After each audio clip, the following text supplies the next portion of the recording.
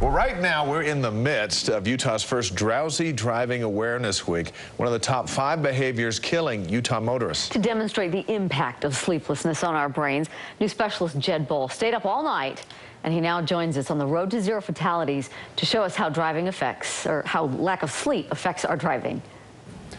Right now, I've been awake for more than 28 hours, so I'm extremely sleep deprived. But you don't even need to be that deprived of sleep in order to be a danger on the road. You may be dangerous just because you don't regularly get enough sleep. To demonstrate just how easily we can slip in and out of slumber, I need to attach some electrodes right behind here. sleep specialists at the Ogden Clinic wired me up for a The ones on the face will go pretty quick. polysomnography test. All right. It's showing wakefulness here, and now he's back to sleep. Neurologist Dr. Hammond says I'm nodding in and out of sleep. So he is in stage 1.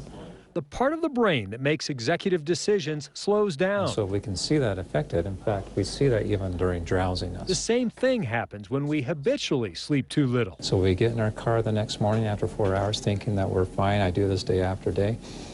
We have lost that good judgment. The UHP witnesses that bad judgment. You can go from daydreaming to all of a sudden blinking your eyes to all of a sudden nodding off to the next thing hitting the rumble strip, and then next thing waking up in a hospital room and not really having a recollection of what really happened. Each year, drowsy driving is blamed in more than 1,100 crashes and 20 fatalities in Utah. So far this year, more than 630 crashes and 3 drowsy driving deaths. It rips apart families. Lori Hensler still feels the pain from the death of her son, Ronnie Lynn Thompson. I want other people to go through this. He was a passenger in a drowsy driving crash 16 years ago. You know when you're tired, just like you know when you're drunk. And you know when you're texting and driving that you're doing the wrong thing.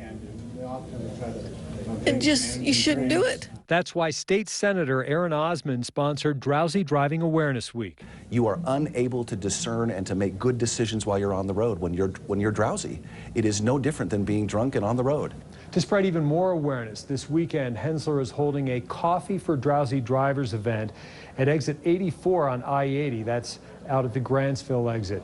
Stop in and talk with her more about her concerns about drowsy driving. For KSL 5 TV, I'm Jed Boll reporting.